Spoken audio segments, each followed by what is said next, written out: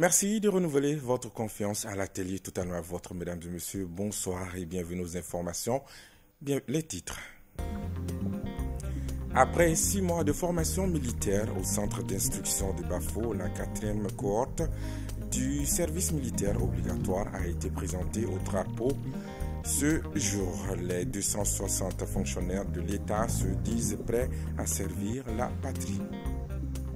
Initialement prévu pour le 31 décembre 2023 et cela conformément à la résolution 2690 du Conseil de sécurité des Nations Unies, le retrait définitif de l'AMINUSMA est sur le point de s'achever avant cette date. Les détails dans ce journal.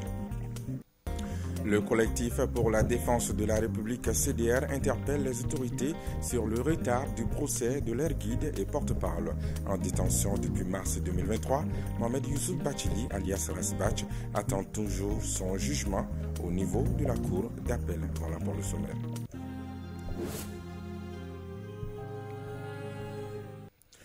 Bienvenue à tous aux informations. Ce jeudi 16 novembre 2023 s'est tenue la cérémonie de présentation au drapeau de la 4e cohorte du service militaire obligatoire sur la place d'armes du 34e régiment du génie militaire des admis à la fonction publique de l'État. Après 6 mois de formation au centre d'instruction de Bafo, ces recrues sont renvoyées à leur mission dans leurs services respectifs. Placés sous la haute présidence du président de la transition, le colonel Assimi Goïta, la cérémonie a vu la présence de plusieurs personnalités nationales et internationales. Retour sur cet événement avec Assitan Diallo et Matala Ouattara.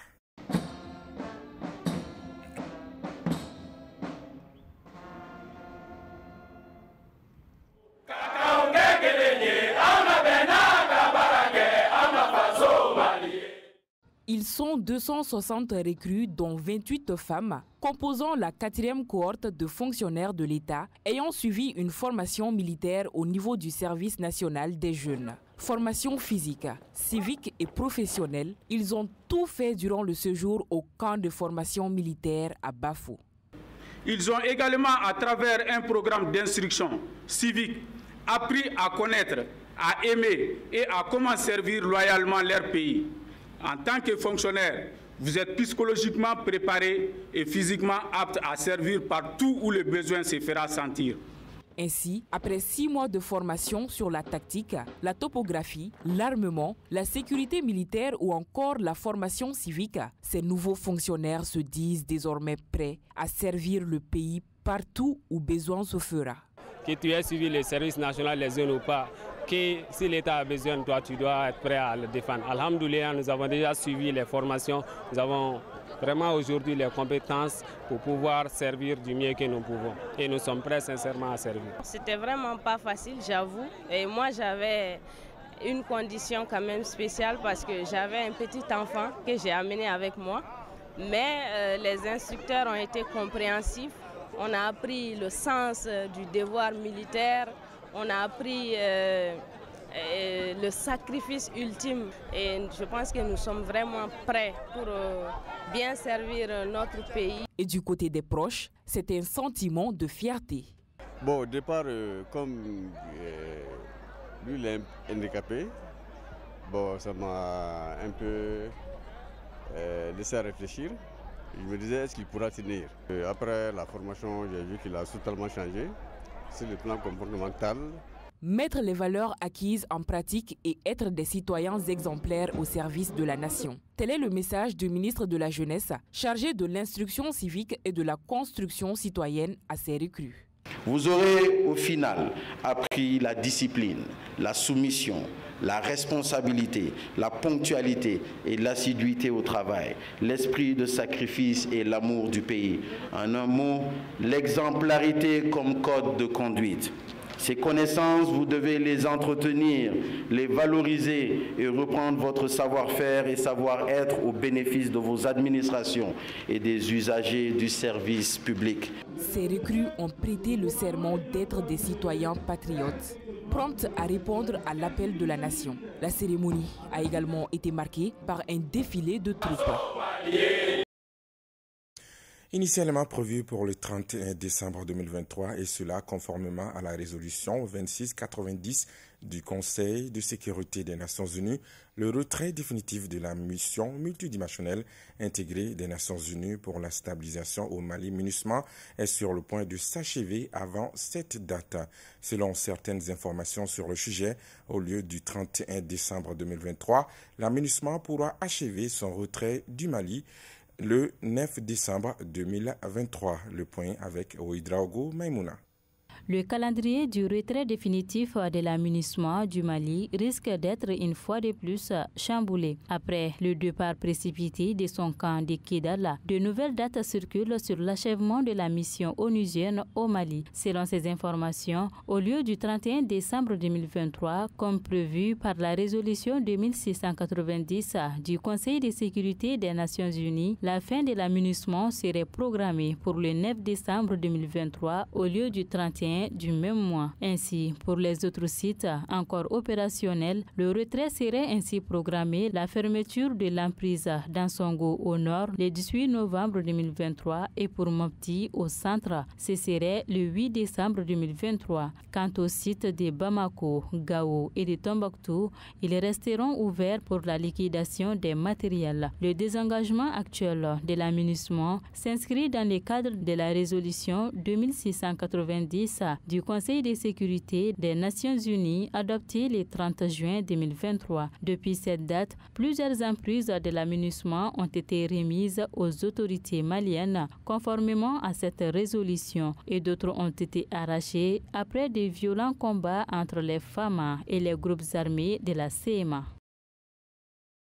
En conférence de presse, le collectif pour la défense de la République CDR a édifié ses militants et sympathisants sur l'évolution du dossier à la cour d'appel de Bamako de leur guide Mohamed Youssouf Bathily, alias Rasbach, incarcéré à la maison centrale d'arrêt de Koulikoro depuis le 13 juin 2023. À cette occasion, il a interpellé les autorités sur le retard qu'accuse son jugement. À Ouassanogo. Incarcéré depuis le 13 mars 2023, le guide et porte-parole du collectif pour la défense de la République CDR Mohamed Youssouf Bathily dit Rasbach est à l'attente de son procès. Le collectif se dit déterminé pour l'obtention de la libération de leur guide. Le président du bureau national CDR Ibrahim Diarra estime que les juges sont en manque de preuves contre Rasbach, ce qui justifie le retard de son jugement. Il dénonce aussi que depuis l'arrestation de Rasbach pour association de malfaiteurs, aucune autre personne n'a été poursuivie, encore moins arrêtée dans la dite affaire. Il y reproche aux autorités maliennes d'avoir négligé le dossier de Rasbach dans le seul but de le maintenir en prison. Pour rappel, Rasbach a été mis sous mandat de dépôt depuis le 13 mars 2023 par le tribunal de la commune 4 pour simulation d'infraction et trouble à l'ordre public. Il a été jugé le 13 juin 2023 et acquitté avant d'être mis sous un nouveau mandat de dépôt pour association de malfaiteurs qui lui a reconduit à la MCA de Bamako et transféré ensuite à la maison centrale d'arrêt de Koulikoro. Après la reconquête de la ville de Kidal, le peuple malien est dans la joie pour la reconnaissance des efforts des forces armées maliennes et des autorités de la transition pour cette belle victoire. Pour la Ligue démocratique pour le changement du général Moussa Senko Koulibaly, cette situation ne doit pas faire oublier aux autorités de la transition les défis existentiels auxquels le Mali fait face. Il s'agit notamment du retour à l'ordre constitutionnel. La Croix-Rouge malienne et le Royaume d'Espagne ont procédé ce jeudi au lancement du projet Protection et inclusion de la population affectée par la crise de la mobilité humaine au Mali et au Niger. Tenu dans un hôtel de la place, ce projet permettra de répondre aux besoins humanitaires des populations affectées par la crise de la mobilité humaine au Mali et au Niger en assurant leur dignité, la protection de leurs droits et leur intégration sociale. Le compte-rendu est signé Amadou Diarra. Le présent projet, initié par la Croix-Rouge malienne et le Royaume d'Espagne, vise à favoriser l'accès des populations migrantes et déplacées et des communautés d'accueil aux services de protection et à une assistance multisectorielle et globale adaptée à leurs besoins. Qui sera réalisé dans la région de Caille et dans le district de Bamako, mais qui vient en appoint à des initiatives en cours, notamment dans la protection des migrants. Alors c'est un projet de plus de 2 ans et le projet a un budget de 720 millions de francs CFA, financé par l'Agence espagnole de coopération à travers la Croix-Rouge espagnole, et c'est la Croix-Rouge malienne qui est l'institution de mise en œuvre de ce programme-là. Encore une fois, c'est un programme qui vient en soutien des initiatives qui sont déjà là. Permettez-moi aussi d'ajouter que le soutien de l'Espagne à la Croix-Rouge malienne et espagnole ne se limite pas à cet accord, mais que nous collaborons aussi également dans d'autres projets dont je vais faire mention.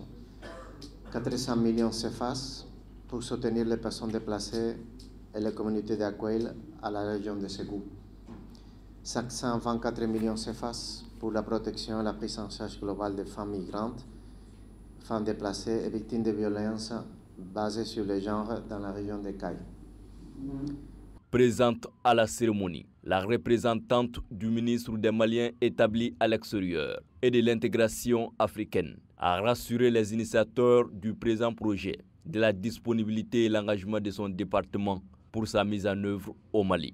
J'invite chaque acteur à jouer pleinement sa partition dans la mise en œuvre du projet et j'ose espérer que notre participation ne se limitera pas seulement à ce discours d'ouverture. Dans ce projet spécifique, les actions de la Croix-Rouge malienne sont concentrées autour de la prise en charge du soutien alimentaire, psychosocial et aussi le rétablissement des liens familiaux.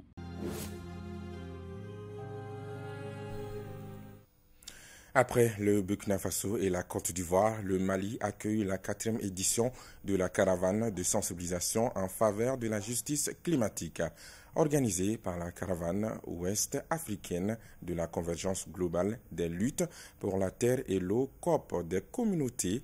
Cet événement vise à rassembler les communautés africaines engagées dans la lutte pour la protection de la terre et de l'eau. C'est dans cette optique qu'un grand rassemblement a eu lieu le mercredi 15 novembre 2023 à Kangaba sur le site de Kounoungafoua. C'est ce que nous dit notre reporter Lolo Madibate. Suivons.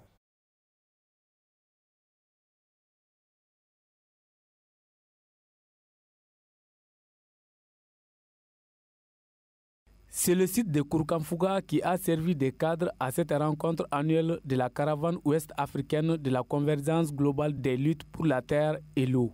Cet événement offre une plateforme de partage d'expériences, de connaissances et de stratégies de résistance face aux problèmes liés à l'accaparement des terres, à la privatisation de l'eau et à l'exploitation des ressources naturelles. Nous sommes contre le changement climatique. Le changement climatique est un fait naturel. Le changement climatique est un fait naturel et c'est un fait naturel qui est dû au comportement des humains. Et surtout les pays occidentaux, pas les pays occidentaux, mais surtout les multinationales. La question transversale aujourd'hui qui nous impacte tous, c'est le changement climatique.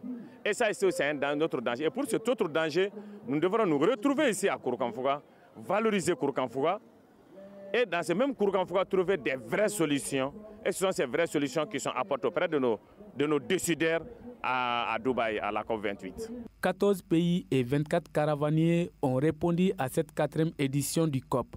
Une occasion de partager les défis et les recommandations du grand vestibule ouest africain face au changement climatique et de partager avec les caravaniers la déclaration finale de cette édition. Il s'agit d'une lutte contre les effets du changement climatique dans toute l'Afrique. Il s'agit d'une lutte commune avec tous les partenaires qui sont engagés pour dénoncer les fausses solutions et promouvoir des solutions justes et durables qui garantissent la souveraineté alimentaire et respectent l'endogénéité juridique, c'est-à-dire les pratiques locales, les coutumes et les habitudes de nos royaumes et de nos traditions africaines. Le développement socio-économique africain est menacé par la crise climatique. 13,5 millions de personnes dans le Sahel pourraient tomber dans la pauvreté en raison de chocs liés au changement climatique d'ici 2050. Après Kaba, pour finir l'étape du Mali, Les caravaniers se rendent à Caille avant l'étape du Sénégal pour clôturer cette 4e édition de la COP des communautés en Gambie le 1er décembre 2023. Tombouctou, où la population de la cité des 333 saints est sortie massivement ce 15 novembre 2023 pour soutenir les femmes et exprimer leur joie aux autorités de la transition pour la reprise de la ville de Kidal par les forces armées de sécurité et de défense. Boubacar Dité, notre correspondant, nous en parle. «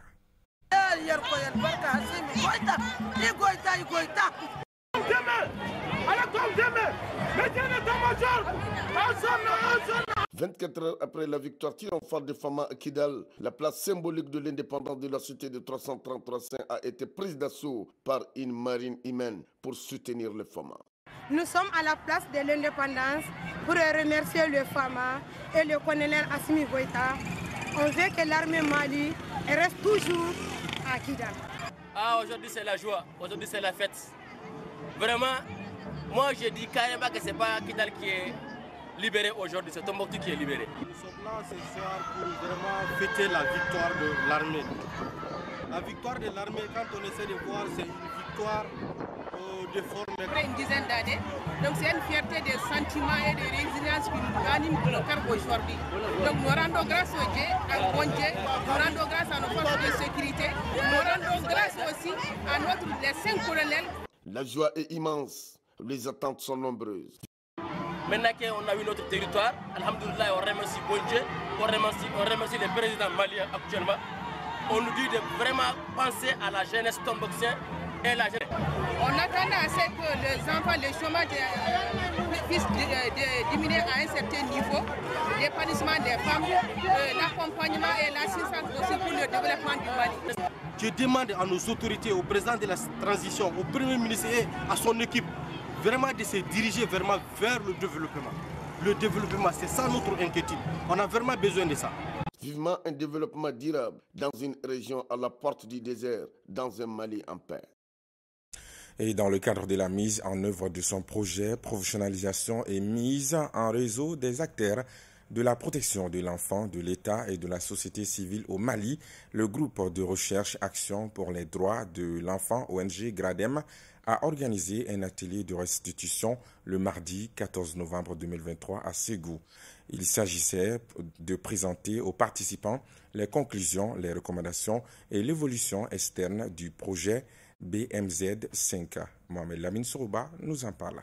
Cet atelier de restitution du GRADEM a pour but de présenter le niveau de réalisation des actions et des recommandations dans la mise en œuvre du projet BMZ5. Aussi, le GRADEM a partagé à cette occasion les différentes et les niveaux d'appropriation du projet avec ses partenaires afin de les édifier davantage sur les droits des enfants. Le commentaire que j'ai par rapport à l'expérience que GRADEM a vécue dans ces zones d'intervention, qui est basé sur l'approche intégrée de la réalisation des droits de l'enfant et du développement durable. C'est une approche qui prend en compte les besoins des droits de l'enfant, aussi les réalités des parents. Autrement dit, il y a les obligataires, les parents et l'État qui doivent permettre aux enfants d'avoir accès à leurs droits, mais il y a les enfants aussi qui doivent aussi assurer leurs devoirs.